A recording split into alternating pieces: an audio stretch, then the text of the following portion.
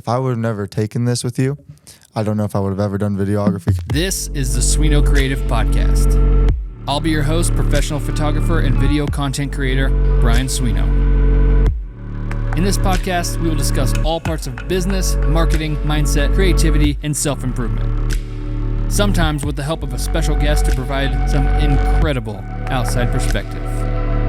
For the at least 3,000 people out there that are watching this, let them know who you are and what you do currently. I'm Spencer Mellencamp. I'm a senior at Camden High School. Graduate here, and graduation's in a week from today. So I want to be like what Brian does for my career and my future. And I play baseball and football for the Camden Lakers.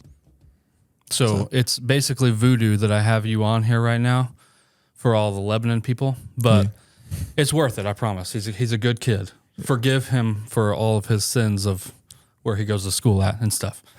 So Spencer has been job shadowing me for the past whole semester, so the last half of the school year, and he kind of has come in basically a couple hours in the morning, most mornings. Talk about the program a little bit that you're in, and it's essentially like Camdenton's version of our Go Caps program. Yeah, so it's called Senior Experience now at Camden. We used to do Go Caps, so they dropped it this year, but instead we do Senior Experience, which is just ran out of Camden now. Mm-hmm. And so basically you have two options. You can either take like a 1 hour block or a 3 hour block like I take. And I took the 3 hour block just because I want more time for like interning and whatnot.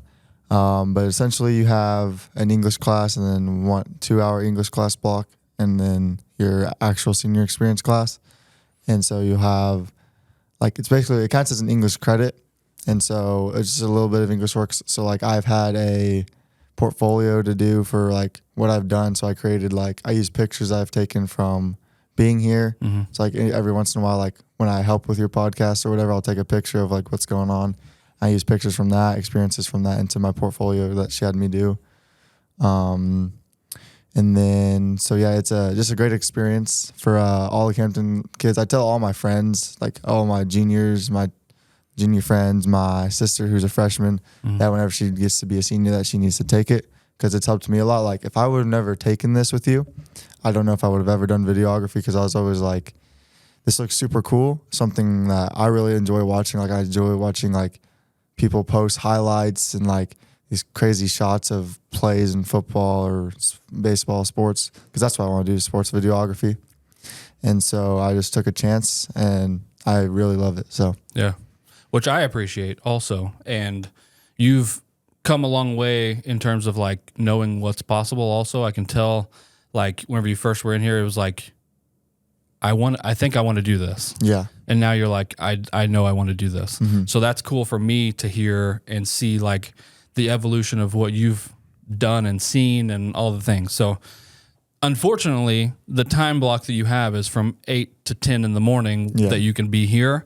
And essentially nothing gets done from 8 to 10 in the morning as far as filming wise, or very rarely does it happen. Mm-hmm. So we've had the opportunity though to dive more into the why, which I think is the most interesting part of any of this, is the why do I set up the lights the way I do? Why do I put the camera here? Why do I choose this lens over another lens? Or why this camera's here, this camera's here, this camera's here, you know, things like that.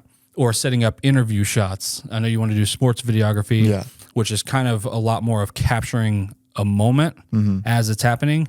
But if you know how to work your camera, you know white balance, you know what ISO is, f-stop, all the things, shutter speed, especially for sports stuff, you know how to operate your camera. And if that is the baseline for every form of video stuff, once you know that and you got it dialed, then you can pick up your camera and shoot any aspect of anything, which is what I think like unlocks a whole world. If you want to do this for a living, chances are in Missouri, you're not going to be a sports videographer only. Yeah. The chances of that actually making you a career is slim. Not saying you can't do it, but that's more of a thing in like Chicago, like the bigger cities that have like big national sports teams and stuff like that you can shoot, which is also a really hard thing to get in with those people. So just being transparent and honest about things like that. Yeah. Like, you might think that looks cool and you might want to do it, but if you want to do this for a living, the real part of that is actually making a living. So we've really dove into like interview setups, and like that's one of the staples of what I do, and it can translate across any form of video stuff. Even if you do a sports video, a lot of times you need to have the athlete talking. So knowing how to set up a sports interview is a good thing to know. And like that stuff can translate across anything. It can translate across photos, videos. Lighting is the biggest thing with anything with a camera. What you're doing is capturing light. So if you don't have good light, you don't have a good image. Yeah. So knowing how to set all that stuff up, what to even look for, even if you're shooting in natural light, like we, went out in the sun, talked about if you're just shooting in the sun, what's the best practices? Like, having the sun at like a 45-degree angle behind your subject is a general rule.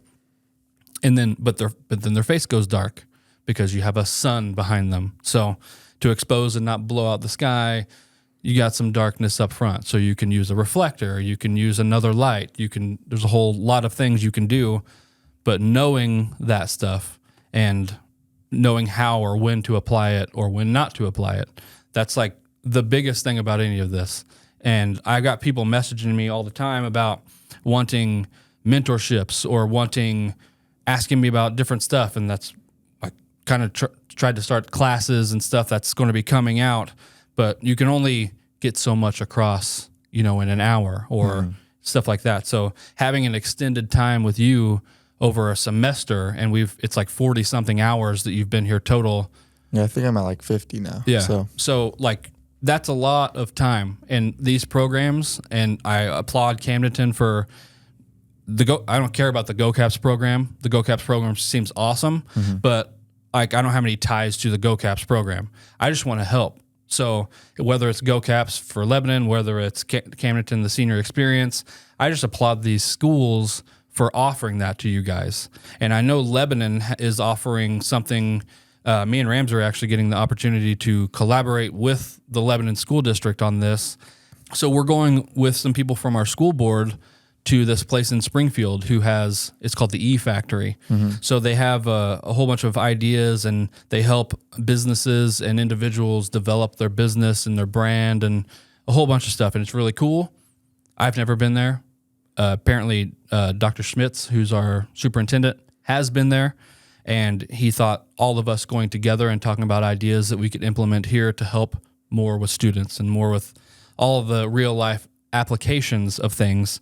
So we're doing that this Friday. So that should be a pretty cool opportunity. And I know Lebanon is really trying to get that more, like that real life experience. And that's something whenever I was in school, which is almost 15 years ago now, which is nuts to even think about, there was nothing like this. Like the closest thing that we had to this is like personal finance class, and I loved my teacher, Miss Pentecost, for personal finance, but I didn't really learn too many real world things in that class or any other class. I even took a photography class in high school. That was like a new thing whenever I was in high school, was just having a photography class as an elective. I didn't learn anything in that class. So, and that was partly my own fault. That it wasn't the fault of the teacher, but like getting kids to have real hands-on, real life experience with people who are actually in the field that they want to be in, it really gives you an opportunity to like test drive what you want to do, and you can figure out whether you actually want to do it and the good parts about it. And you can weigh the bad parts about it, because no matter what you want to do in life, there's always good and bad parts to it. Like I work 14, 15-hour days almost every single day. That's a negative. Like I don't advise that to anybody, but I really love what I'm doing. Like I get excited about doing this stuff every day. I get excited about coming here every day. And that's what you gotta find something, whether it's sports videography or it might not end up being sports videography. That's the biggest thing is whenever you're a teenager, you think you know exactly what you want to do, but you really don't. Yeah. And once you get into the thick of things and then life happens, kids happen, you get married, you do all the growing up things, sometimes that can shift how, even if you love doing something, it might not just make enough money, you know? So those are the things you gotta watch out for. And I really, again, just applaud these school districts for implementing something like this, that where you guys get some of that real life experience and you get to feel it out a little bit, because seeing it on paper, seeing it, you know, seeing highlight reels on Instagram is different than knowing the 15 hours it takes to edit a video together that actually looks really good. It sounds really good, all of that. And the conceptualizing before that, you know, of shooting it, and then investing in equipment and all of the things. What are some of we've went over some of the costs of things, you know, what are some of the things like that that really stood out to you? I know you made the investment to get a camera. Yep. So that's a big cost, you know, and then, you know, getting high quality stuff. What are some of the things with equipment that stands out? Like price wise? Yeah. Lenses. I never would have thought lenses were as expensive as they were. And luckily you gave me a lens for free, which I really appreciated, because otherwise, not sure if I would have had a lens for a little bit. Yeah. Especially since I'm not working. Start up soon though for a summertime job. But lenses are a big one. I always knew cameras were pretty expensive, but those are a little bit more expensive than I thought. And then lighting and all this other stuff is like, you told me these cables or like just some stands are like $100+ dollars, which I would have been like, I don't know, $50 maybe. Yeah. It's just quite crazy to me how expensive it is. But I mean, they sound amazing, and like you get what you pay for most of the time. Yeah. From what it sounds like. And that is the thing with this stuff, is you can scrape by, but you're scraping by. Yeah. If you're at all interested in quality stuff, which you definitely should be, and that's one thing we've went over a lot. Yeah. We've went over what is not quality and what is quality and what to look for, all the things. And that is the thing. Like whenever you first start out, that is the biggest struggle with every person across the board is lenses. Lenses, to get high quality glass that's in making up your image. If you sacrifice on quality of lens, it doesn't matter how great your camera is, because it's going to go through trashy, scratched up, not quality lens, you know, glass. So you can buy a $4,000 or $5,000 camera and put a $50 lens in front of it, and it's going to look like you shot it on a $50 lens. So that's one thing. I definitely get your foot going, you know, get your footing, get your creative juices flowing in the right way with the lens that I gave you. But that's a kit lens. So keep that in mind. There's limitations with kit lenses. The f-stop, as you zoom in, it increases. Yeah. So like there's always limitations with that stuff. But if you actually want to do this and you actually want to improve, you can improve with the kit lens. You have a Sony a7 III, which is my second camera that I ever had. And that's whenever I got that camera, that's when my level dramatically increased of my quality. So you have a camera that can pull off incredible things. So until you pull off incredible things with that camera, I wouldn't look at upgrading, you know? Yeah. So like we talked about computers. That's a gigantic thing that a lot of people don't even factor in, that you have to have something that can actually edit the footage that you shoot, or else you have no footage, really. It's so frustrating. Know? So well, talk about that for a minute. We were looking at that the last time you were in here. So, and I don't know if it's my computer. It's not mine, it's my dad's. It should be better than it is, but I think it's just got so much stuff loaded onto it because it's a few years old that's gotten quite slow. But so ever since I upgraded from the A7 or upgrade to the A7 III, and the file sizes are bigger, it's higher quality, I cannot edit anything hardly. Like I'll put all my clips in. I've watched videos on how to make it more smooth on my playbacks and stuff. And so it's like every time I have a cut, it freezes and then goes about 2 seconds into the next clip. And so like I'm trying to match up my like audio, my music, like sometimes with a beat. You don't do it every time with the beat, of course, but try to like at least at the start or whatever, some big time like things. And I just can't. So what I'll have to do is I'll have to export it to my computer or to my phone, whatever, watch it, see where the audio is messed up, try to kind of guess where it is, and just keep exporting and going back through. So it's super frustrating. But hopefully, I've mentioned it to my parents as like a senior graduation gift. Hopefully, like a new Parents, MacBook if you're listening to this, yeah, MacBook, please. yeah. Or I would definitely recommend going in that route, like Yeah. something that is going to last you a while too. Like that's one expense, even if you have to work the whole summer, put back a little bit out of all the checks you make this summer and just invest in something that's going to last you for the next year at least, or 2 years. Yeah. Like my computer, I paid $1,700 for it, which is actually not that bad in terms of computer stuff, and got a custom built computer. And I got the highest speed you can possibly get at that time, and twice as much as I needed in it of storage space and all that stuff. And guess what? I'm still using to this day, that same computer 6 years later. So if you invest in things like that, it can really, really pay off in the long run.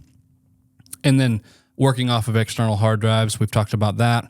So you're not always bogging your computer down with files. And that way your computer essentially can run as fast as it can possibly run, as long as you do that. Yeah. And then you're not storing it and bogging it down with anything other than the programs you're using, to edit with and stuff. So let's talk about future plans. Like you're going to OTC. And that's in Springfield? Yes. You're going to Springfield? Mm-hmm. So do you have a plan as to like how you're going to start getting business there? Or are you going to like approach the sports teams for local colleges or things like that? Yeah, so I've thought about that. I was thinking about possibly reaching out to maybe Ozone, possibly do stuff with them, or possibly because like I've seen like now the photos look great, but sometimes those videos that they put out, the quality is all right, to be honest, like compared to like other things I've seen and what you do. And so I feel like I could help out in that, or at least do it, cover more teams, because I'm sure they need coverage always. And so yeah, I could reach out to them or Missouri State or whoever. I haven't really thought too far on how I'm gonna get myself out there right now. Hopefully this summer I can do some other stuff to help get like in Camden, Lake of the Ozarks region. Like I have a friend who's doing boat detailing.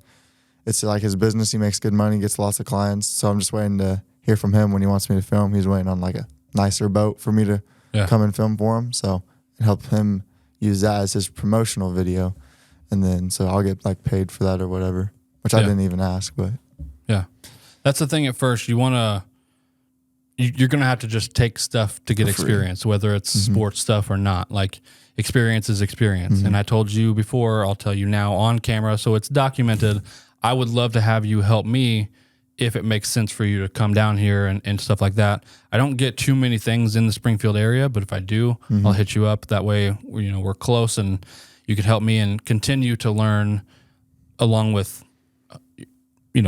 whatever you decide to do, whatever avenue it is. Hopefully it's a lot of sports stuff, but we can get you more experience and hands-on experience, if it's not 8 to 10 o'clock in the morning. So we can make that happen. So let's talk a little bit about your experience in the senior experience program with me specifically. And we talked before this, by the way. I'm not prompting him to say anything, just so everyone's clear about this.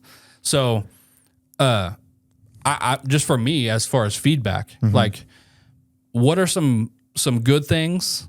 What are some things you think that I could maybe do better in terms of like, I'm sure this is not the last time I'm going to have people in here learning from me, and I want to start this whole mentorship program.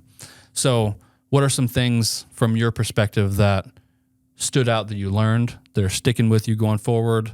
And then if you have anything that you would want to publicly share that I could improve on. Brian is the meanest. I would never do that. No, I'm just kidding. But well, some like things that like stood out to me that you like helped me learn is like, so I filmed a weightlifting video with some of my friends, and I kind of got the same shots over and over again. And so like there's different ways you can film, like there's vlogging styles, which is kind of how I filmed it, but not how I intended for the video that I wanted to make to be filmed or produced.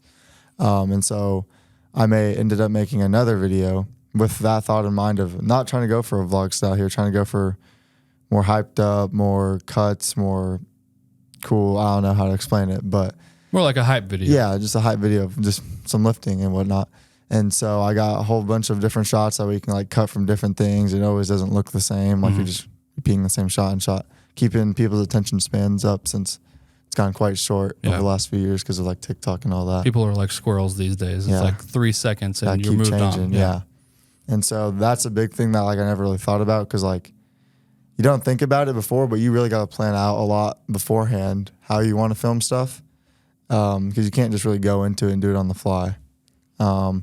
Lighting has been a big thing, which I'm still trying to learn. Like I've learned it. It's just I got to try to keep like remembering how to exactly do it and whatnot. That's like a thing. I just got to, once I do it a few times, then it'll be like stuck in my brain. But that's a big thing that I've learned a lot. Let's see. So on the like, and I've learned a lot more on the business side as well from you, like how to treat clients, how to get what you're worth or whatnot. And so that's been a big thing that I wasn't expecting to learn, but like that's helped me a lot to learn and like how other people push themselves out, how other photographers or whatnot push themselves out to get more clients and how you do it and like what's different with that and how you do it. So that's been a big thing. That's really helpful to me because I like would have never thought about that. And if I want to do it on my own, like kind of how you do it, even though you have like Ramsey and all of them, then that's really appreciative and that helps me learn. Yeah. That's one thing that like creative people, they want to be the creative, doing the creative thing. And if you want to do that for a living, there's a whole other half or more than half, honestly, which is the business side. If you know zero business, then your business is not going to succeed, you know? So you can't make a living doing something if you can't make a living doing something.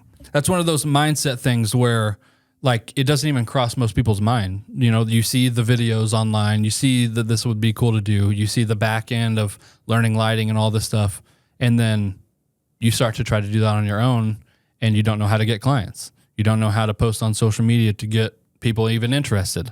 You know, you don't know how to put yourself out there, or if you do happen to get a client, how do you talk to them? You know, making them feel comfortable, making them feel like they're getting a value from you no matter what you're going to charge them, you know? And at first, you know, charging people is probably going to be the last thing on your mind. You know, experience is what you're going to need.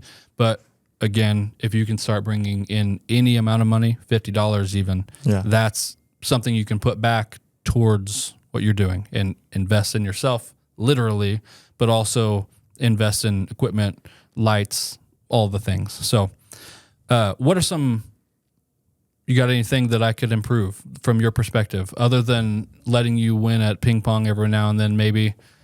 I haven't won since like the second week, right?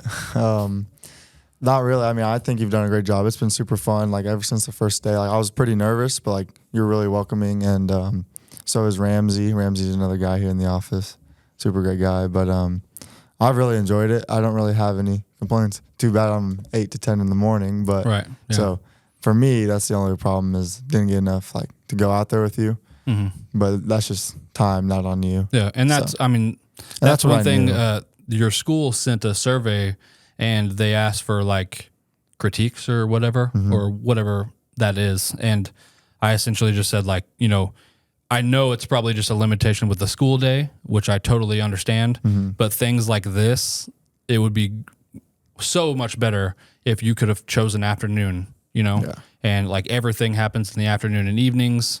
So, I mean, we did get some hands-on experience on a few things, and we did some mock sort of setups and things like that to show you examples of what. But there's only so much you can do that is not real life to simulate real life. Yeah, and we do have like an afternoon class. It's just it wouldn't probably work out for me just because I have sports so often. Yeah. So that's why I didn't opt for it because I didn't want to risk me not getting enough hours because I'm always gone. Yeah. So that's why I took it in the morning. But like there is like there's another like 3-hour block in the afternoon that you could do. In which if I didn't have sports, would have totally done that instead. But okay. So well, that's good to know. So there is more than just my morning. Like there's like 10 of us in my 3-hour block in the morning, and then I'm not sure how many are in the other one. I know there's at least 10 or whatever in the afternoon. The second half of this episode, I want to do sort of a Q&A. I asked some people on Facebook, on my profiles and my business page and stuff.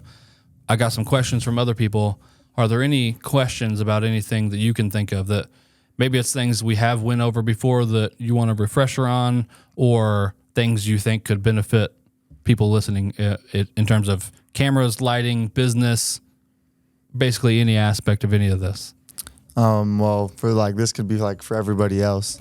What would your advice be to somebody that's just starting out, has no experience, has maybe their phone, that's it, or maybe an older camera? What would you tell them to maybe invest in first, or just what do you think they should do first to start off? Well, that's exactly the situation you were in. Mm-hmm. So what I told you was if you only have your phone, if you're a kid and you only have your phone, start with just your phone. If you are an adult who wants to take this seriously, invest in some equipment. And if you're a kid who has that option as an option, I would highly recommend that. Your phone can only do so much. The phones have came a long ways these days from what they were 10 years ago.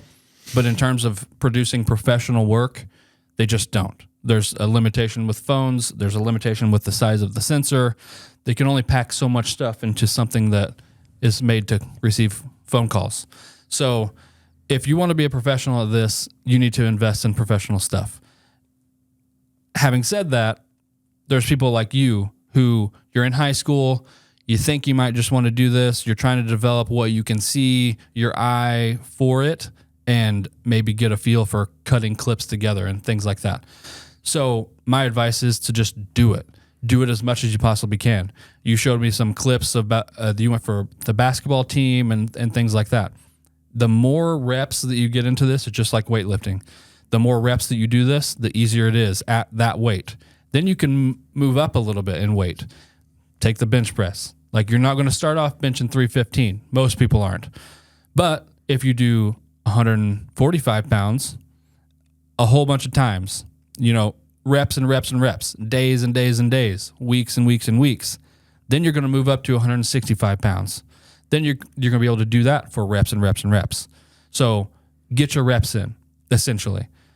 With this and with anything else you want to do in life, like that, this stuff all translates to your life itself also. If you want to get better at something, you have to do it more. You have to put yourself out there more. If you want to get business, you have to put yourself out there more. No one can hire you to do anything if they don't know you exist. So right now, people don't know you exist. My thought with this podcast is at least some people after this in my world will know that you exist and that you want to do this sort of thing. Also, moving forward, I would like to have you along on shoots. That way you're introduced to more people. So you will have a little bit of a heads up with that. I can't run your business for you. I can't bring in a ton of business for you because I'm doing that for myself. Yeah. Not that I'm against you getting business, but I have a family. I have a life. I got to do this for myself. I can't get business for Ramsey. I can't get business for Nathan Warson, who's the drone guy. Everyone knows him as the drone guy here. So they're running their own business in the way, but we can help each other. And that's sort of the perspective we have, and the point of this building that we're in right now is creating a space where people like you can come in and feel welcomed, and you can bounce ideas off of me. You can bounce ideas off of Ramsey. You can be in a creative area where everyone's trying to improve what they're doing and how they're doing it and who they're doing it with. And that's only going to elevate you and your skill set and what you do, and being around people who are pushing the envelope a little bit. That's only going to raise the bar for everybody. So being around other people too, like that's a gigantic value. Just being in the room. Put yourself out there in places to where next year you're not going to be playing football. So put yourself at football games, shooting. Put yourself at basketball games, shooting, whether it's you going back to Camdenton High School and shooting their games, or you doing a college team, whatever. It's more reps. It's more putting yourself out there. I would highly encourage you this whole entire summer to just film videos of yourself. That is just going to get you like, hey, I set the camera up right here. It didn't look that flattering. Why is that? watch movies, watch TV shows, watch other sports people, watch what I'm doing. What do you like of what I'm doing? What would you change about what I'm doing? That's going to develop your eye and what you see.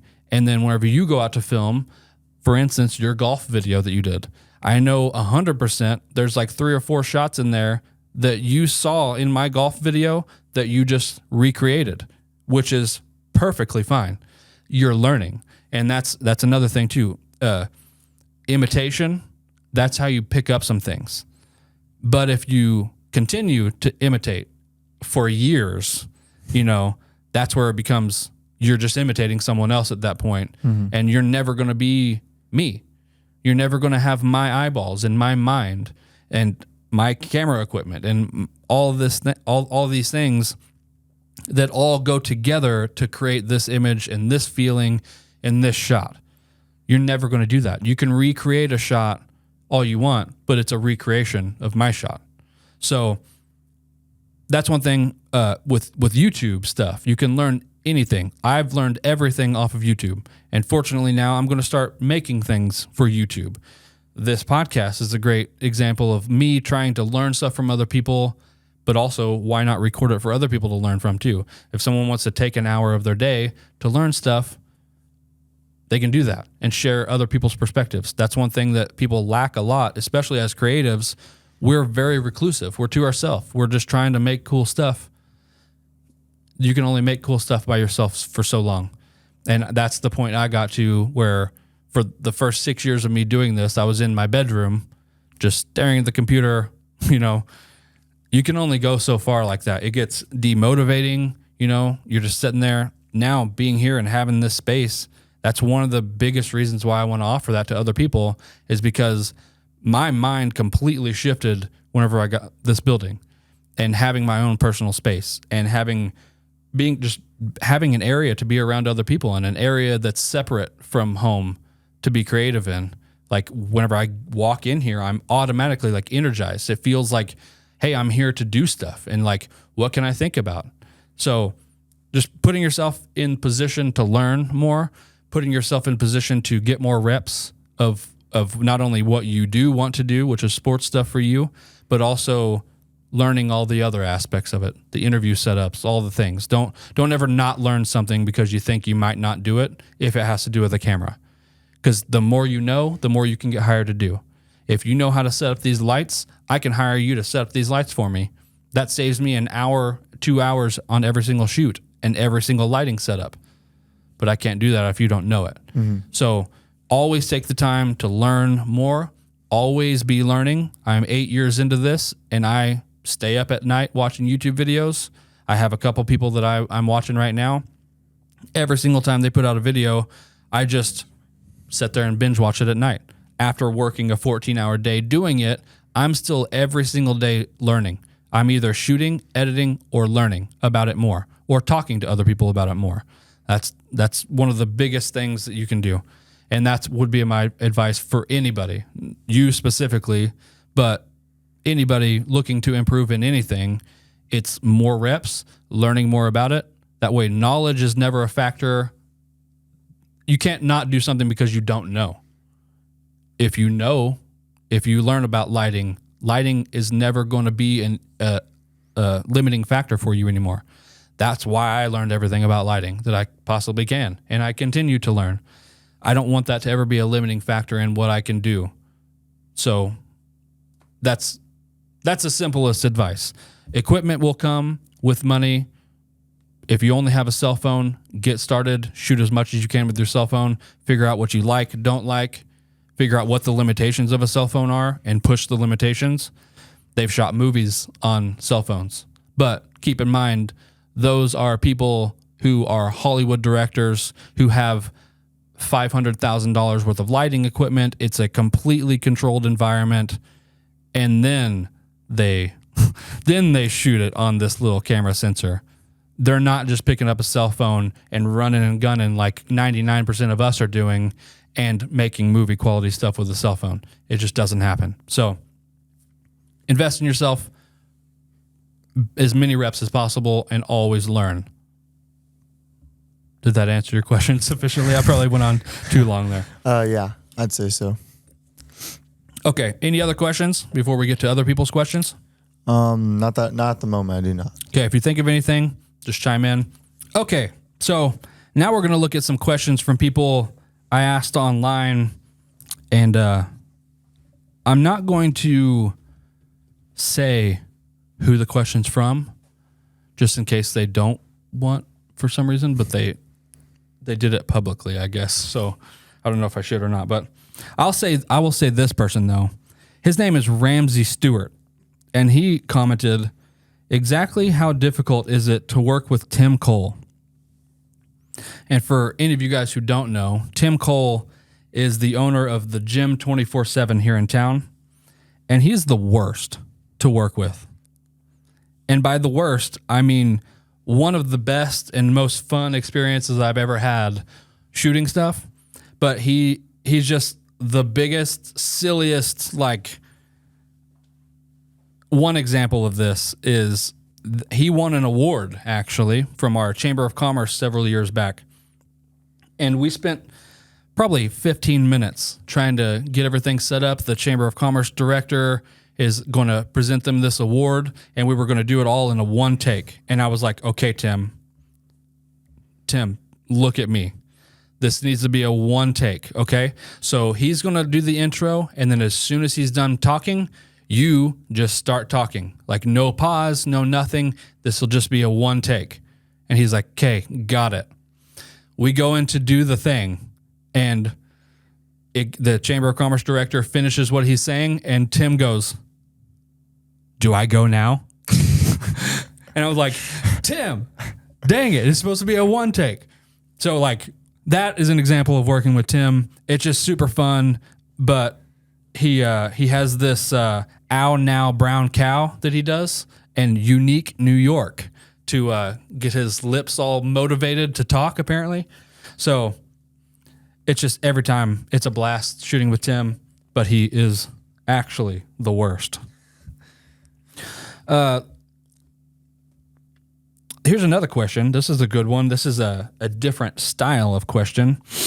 Do you believe people should leverage debt for a business? If so, at what point? Do you know what that even means? No. So that means, like, if I should take out a loan and take on some debt to financially support my business, or at what point you should do that.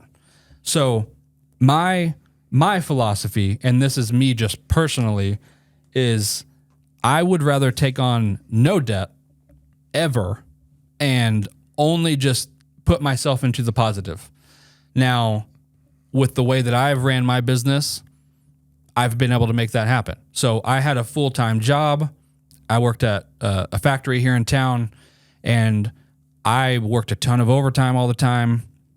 And I just worked on the weekends to get better, put in those reps doing the camera stuff until my secondary thing at that time, which was my business, was able to financially overcome my full-time job. And I used my full-time income from my job to just always be investing in equipment. And I would volunteer for some overtime sometimes. Most of the time it was forced upon me, but I would volunteer sometimes to just put that extra money back towards cameras or towards a lens or towards a light or something like that. So I strategically went about things to where I didn't need to take out a loan. I don't think that for most people, this is definitely not financial advice. I'm not a financial advisor, but I also think I'm pretty smart in terms of handling money and especially being frugal, because I don't like to spend any unnecessary money unless it's going to make me money to spend that money. So I don't want debt for me. I don't want to feel like I owe things to people, to monetary things, or anything like that. For example, I don't ever lease, or what do they call it? I don't ever do the payment plan whenever I buy equipment. If I don't have the money to purchase outright, I don't buy. Just like a monthly payment. Yeah.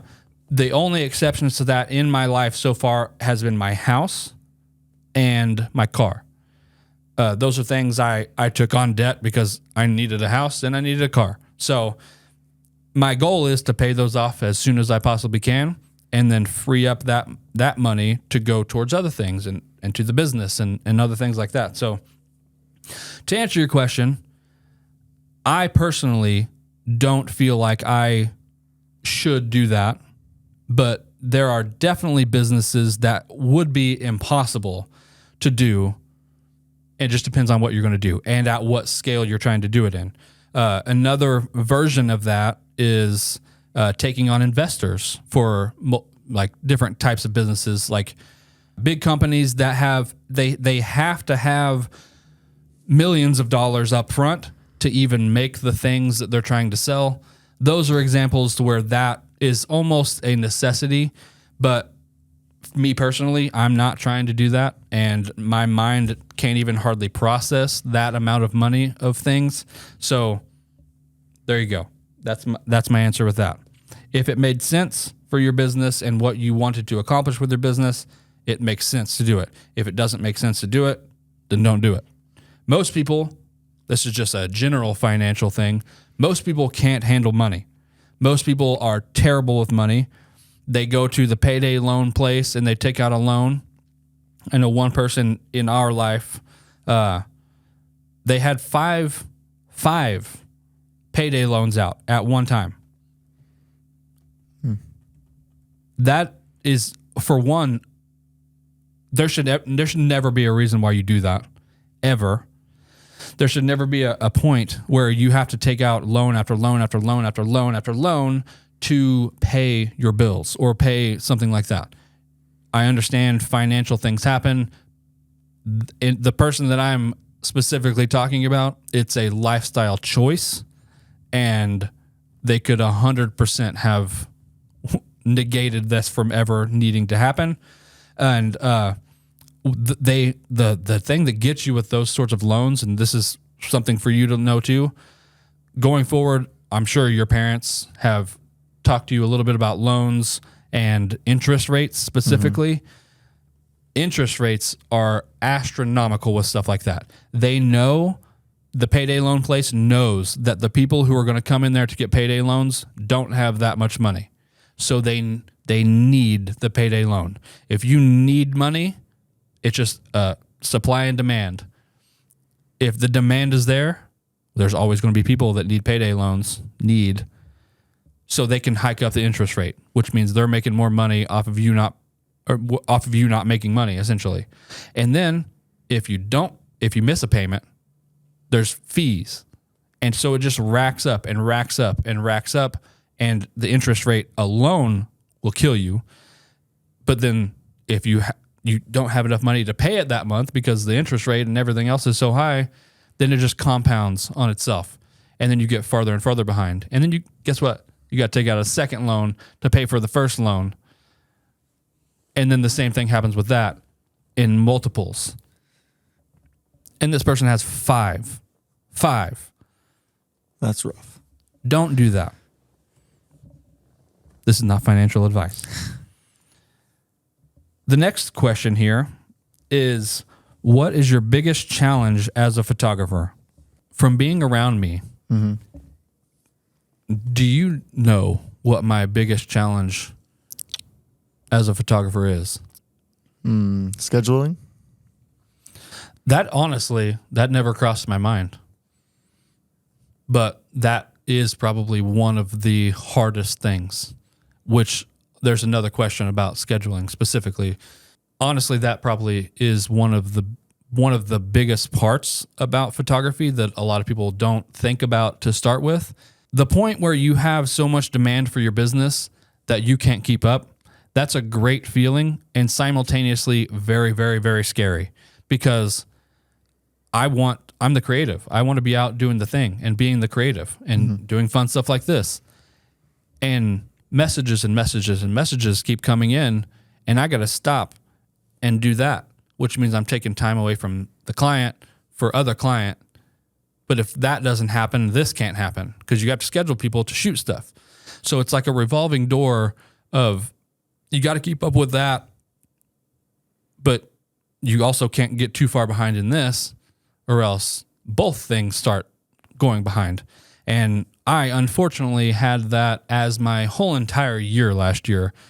From March to, I wasn't caught up until January, into January of this year. And you started coming here whenever I was kind of trying to finish up all the things from last year.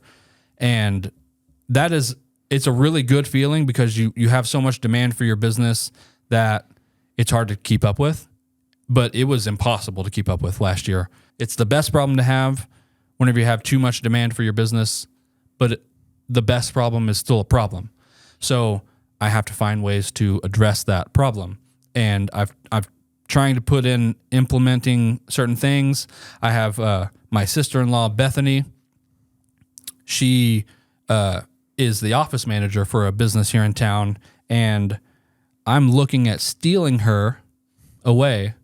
Bethany, I'm going to clip this and just send it to you.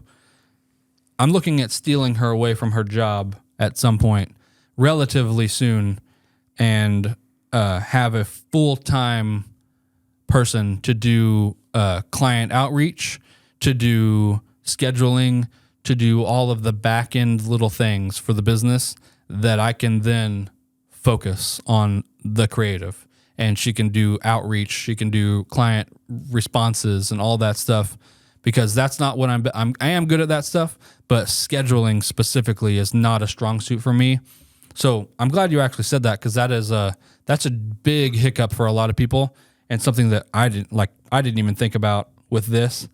But I would say the biggest challenge as a photographer in terms of like doing photography, and especially doing photography for a living, is the constant need to be creative.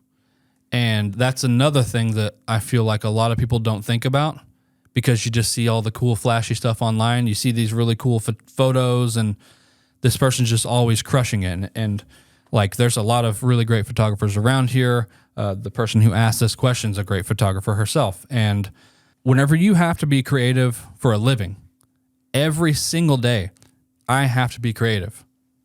There are some days, for even the most creative of creatives, there's some days where you just don't have it. There's some days where all the creative juices that are in my head, they left. They left along with my hair, you know? So, like, what do? You know? I show up to a photo shoot and I just can't think of things to do. That's a really hard position to be in, and that's where all of those reps come in. Like, you go into the gym, I'll use the gym analogy again. Even if you can bench 315 pounds and you're comfortable doing that, there's going to be some days where you show up to the gym and 315 is going to be a struggle anyways, you know? That's the same thing across the board, again, in life, but also this is having that much demand on your brain and all the things that go into that. That's sometimes a struggle. And you hear like writers that have writer's block. That same exact thing kind of happens with creatives sometimes, and it happens to me. And that's another way that being surrounded by other great people who might not have the exact same creative niche as you, but like me and Ramsey, we bounce ideas off of each other all the time. I'll ask him about stuff. He'll ask me about stuff. And having more brains that are aligned with the end goal of always getting better and helping each other, it's like having a hive mind where you can all kind of tap into each other. And maybe I'm not feeling it one day, but he really is. And then I can kind of pull that energy, you know, and help in that regard. So being creative for a living is great, but being creative for a living also is probably the biggest struggle, is because you just have to be creative. And whenever you have to do something, sometimes it just isn't there. All right, so we'll use this as the last wrap-up question, and it kind of circles back to your scheduling thing. Have you ever forgotten a photo shoot or double booked two at the same time on accident? It can get hard keeping everything organized when you start talking to a lot of people. I'm terrified of that happening. I have actually one time. I made that mistake one time, and fortunately, I'm going to shout out Josh Breedlove here, another photographer guy. He does video stuff too. Really great guy. He bailed me out last minute. I don't know how.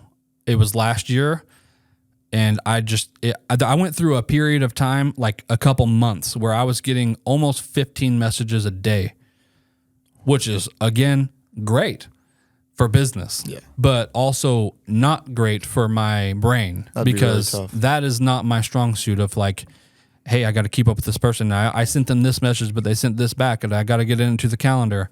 So it was during that time, and it was a wedding. Ooh. And I forgot that wedding existed. And I booked another thing where I was completely going to be out of town in another direction, and there was no way that I could make both things happen. And fortunately, Josh, again, thank you for that. He bailed me out. It was a wedding video too. So it wasn't like there's a ton of other great photographers around here, but there's not very many people that are doing high quality video stuff. And Josh is one of those. And he fortunately had that day open, and he went and knocked it out of the park. And again, thank you, Josh. That could have been very, very bad. And that's the one time I've ever had that happen. And I make it a point after that happened, no matter how many messages I get throughout the day. So if any of my clients are watching this, if any of you guys are watching this and you think, hey, Brian doesn't have a very good response rate, or you send me a message and it might be a day before I get back to you, this is exactly why. If I have other things going on, if I have another shoot to get to, if I have all this stuff, I don't open a message until I can sit down, I can pay attention to that message, and I can respond to that message and schedule it if something needs scheduled, so that nothing like this ever happens again. I don't want to be the guy who doesn't show up to someone's shoot, so to someone's wedding, and they're counting on me. I'm not going to have that happen. So, yeah. So I would take a slightly slower response rate or speed to I 100% will get back to you, and I 100% will get you scheduled on your own day at your own time, and make sure that happens, because I wouldn't want that done to me, and I want to treat my clients better than I would want treated myself. So if anyone has ever wondered why you send me a message and it might be a day before I get back to you, for one, I'm always shooting something. So I'm always running around. If I'm not shooting, I'm in meetings. I'm doing all the things to make a business run. And I want to give you the mental time that you need and that I need to make sure that this stuff doesn't get overlooked whatsoever. So, yeah, that happened once. And I will make sure that never happens again, which is another reason why something with businesses, once you get to a certain point, having people, let's see, how can I say that? You need to go pretty soon? We got time. Okay. I'll be like 5 more minutes. That's fine. So once you get to a certain level in business, I've done every single aspect of my business for the last almost 8 years now. Answer messages. I do the scheduling. I do the shooting. I do the editing. I do the delivering. I do the follow-up. I do all the social media posting. I do all of the social media ideas, the content, the strategy, all the marketing, everything has been me solely alone, usually in my bedroom. There comes a point where that's just impossible. And I feel like last year was past that point. And right now I feel like I'm right on that line again. And we're only, we're in May, the beginning of May right now. So as the year progresses, my business gets more and more busy, because summertime, it's warm. Everyone wants photos. Everyone thinks, hey, it's warm now. We want video stuff. Everyone wants to be outside doing stuff, taking photos. Then fall comes. Fall is the worst and best time as a photographer, because you have 0 days off, or at least I do. And but it's like the best time ever. You can go outside and point the camera in any direction and everything's all colorful and awesome. And it gets to a point where I know that my expertise is not scheduling. My expertise is the shooting and editing and stuff. So if I can put more of my brain power into this and less into that and have someone who is better at that than I am, do that. And like finding, I listened to this one book. I can't remember the name of the book. But one thing he said is as you expand your business, you have to, it's like finding the correct seat for someone, or like they use the analogy of a basketball team. So a basketball team has 5 players. You can have the same exact 5 people on the court in the wrong position, and your basketball team is going to be terrible. If you have the center, which is the tallest guy, usually the biggest guy, he plays right in front of the basket to block stuff, make sure, guarding and stuff. If you have him as your 3-point shooter, or the guy running down the court as the ball, or like with the ball, chances are he's going to get the ball stolen from him, and it's not going to be functioning very well. And that means one of your smaller players are going to be matched up with their biggest player. So essentially, you have the same exact people on the field, and same thing with football. If you were playing quarterback or you were a lineman, you would just get shoved over every time. There's a reason why they have the big guys up front to block. That's where they're meant to be. That's where they're the strongest. Whenever you start building out a team of people for a business, it's exactly the same thing. You got to be a team for one. So you got to have people you can actually count on. Then you got to have those people in the correct position. So my sister-in-law, Bethany, her position, which she's ran this guy's company for years now. She does a great job at it, but she literally schedules people every single day. She contacts insurance agencies and different stuff and talking on the phone. She has that professional female voice down to a T. So I know not only she can talk to clients and do it professionally, she can schedule people and make sure that runs without any flaws. Those are the 2 things that I would need her to do, and she does it for a living already. She does it way better than I ever could.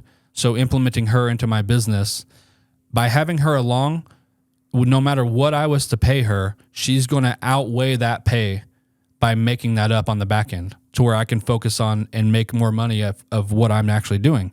Because half of my life right now is scheduling. If 100% of my life was shooting, then I can double what I shoot, which is doubling my income. I'm not going to pay her double my income, so the money she's making me outweighs what I'm paying her.